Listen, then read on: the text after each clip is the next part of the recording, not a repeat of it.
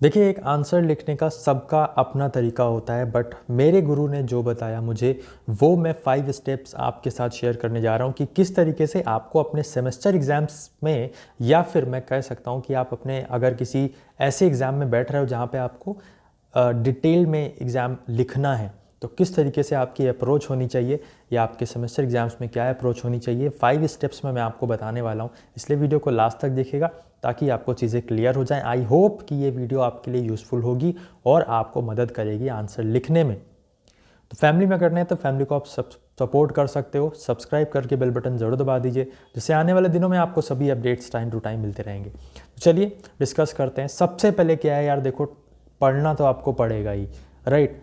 पढ़ना तो आपको पड़ेगा ही, मतलब जैसे आपका एग्ज़ाम है तो आपको उस पर्टिकुलर टॉपिक के बारे में नॉलेज ज़रूर होनी चाहिए। आपके सामने कुछ चॉइसेस रहती हैं, तो बहुत ही वाइसली अपनी चॉइसेस को लीजिए वहाँ से कि आप किस पर्टिकुलर टॉपिक को अच्छे से पढ़ के आए हो जिस पे आप अच्छे से लिख सकते हो।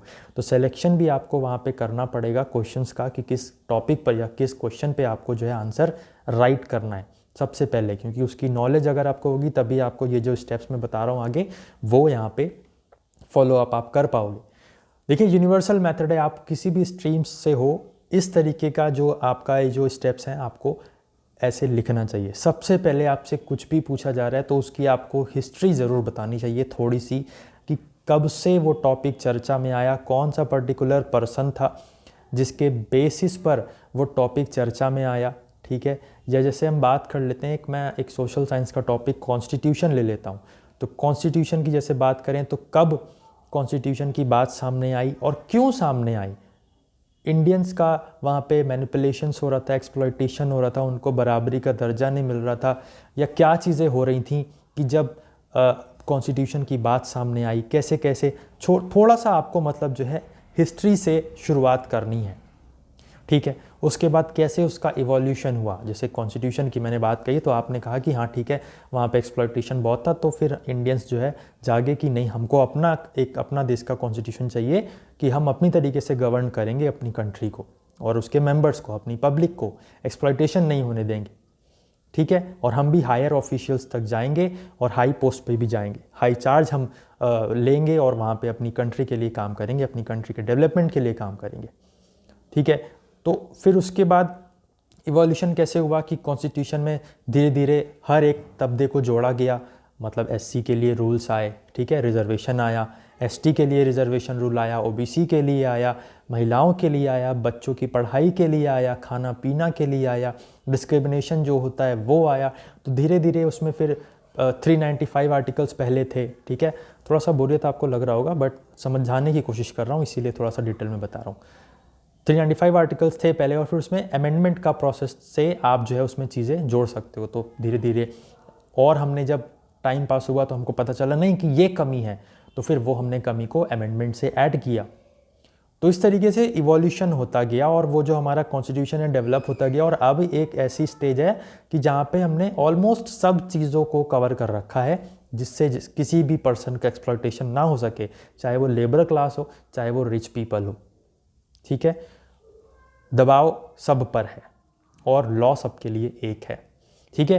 तो उस तरीके से जो इवोल्यूशन हुआ उस पर्टिकुलर टॉपिक का आपको वो लिखना चाहिए, और फिर आपको प्रेजेंट डे में क्या सिनेरियो है। सपोज मैं डीएम की बात करता हूँ तो अभी प्रेजेंट डे में डीएम के क्या वर्क हैं वो आपको लिखना पड़ेगा। डीएम का पोस्ट कब से लागू हुआ, कौन से एक्ट से शुरू हुआ, ये आप हिस्ट्री में लिखोगे। कैसे कैसे आगे आगे बढ़ के डीएम डिस्ट्रिक्ट मजिस्ट्रेट भी बोला जाने लगा, ठीक है। और किस तरीके से आपको यहाँ पे अलग अलग चार्जेस उसको दिए गए, कमिश्नरेट की बात आई तो उसका इवोल्यूशन आप लिखोगे। उसमें करंट सिनारियो में आप लिखोगे कि कहाँ कहाँ पे डीएम का वर्क कैसा क्या क्या होता है, कौन कौन से एरिया में वर्क करता है। तो करंट सिनारियो भी आपको डिस्कस करना है। और फिर फाइनली यहाँ पे आपको मेरिट्स और डीमेरिट्स, अगर कुछ ऐसा टॉपिक है जिसमें आपको मेरिट्स या डीमेरिट्स पता है, आप लिख सकते हो, तो definitely you should write it. Last but not the list, आपको एंड जो करना है अपने क्वेश्चन को, अपने क्वेश्चन के आंसर को, वो एक कंक्लूजन लिख के करना है छोटा सा, ठीक है। कंक्लूजन आपका बेस्ड होगा, जो भी आपका क्वेश्चन होगा उसी पे बेस्ड होगा, जो आपने लिखा है उस पे बेस्ड होगा कि आपने क्या लिखा है, इस तरीके से इवोल्यूशन हुआ एंड सो यहाँ से स्टार्ट हुआ, फला ईयर से स्टार्ट हुआ और अब जाके यहाँ पे हम इस तरीके से कर रहे हैं। आपको एक पूरा ओवरऑल कंक्लूजन जो होता है ना, संक्षिप्त में वर्णन आपको देना पड़ेगा। कंक्लूजन का क्या है कि हर एक आंसर में नहीं आता, लेकिन ऑलमोस्ट आंसर्स में आपको लिखना पड़ता है। कुछ ऐसे टॉपिक्स होते हैं जहाँ पे आपको कंक्लूजन की ज़रूरत नहीं होती है, वो जब आप पढ़ोगे तो आपको क्वेश्चन से ही पता चल जाएगा कि यहाँ पे कंक्लूजन की कोई नीड नहीं है। ठीक है, जब आपसे जैसे डायरेक्टली क्वेश्चन में पूछा गया है कि भाई हमको ये बताओ कि इस पर्टिकुलर टॉपिक के मेरिट डिमेरिट बताओ, ठीक है, या कमिश्नरेट सिस्टम है तो आप हमको इसके मेरिट डिमेरिट बताओ, ठीक है, तो उसमें आप कंक्लूजन नहीं लिखोगे। बट अगर कुछ डिटेल में पूछा गया है कि कमिश्नरेट सिस्टम को आप एक्सप्लेन करिए, इवोल्यूशन बताइए, या कुछ भी कॉन्स्टिट्यूशन के बारे में, या कुछ भी पूछा गया है, बैक्टीरिया हुआ है, मैं देखो यूनिवर्सली मेथड में आपको बता रहा हूँ, कॉमर्स में भी अगर कुछ भी पूछा गया है तो आपको इस तरीके से जाना चाहिए, ये मेरे को लगता है, और ये मेरे गुरु ने बताए थे कि इस तरीके से बेटा आंसर को लिखा जाता है, तो वो मैंने आपके साथ शेयर किया।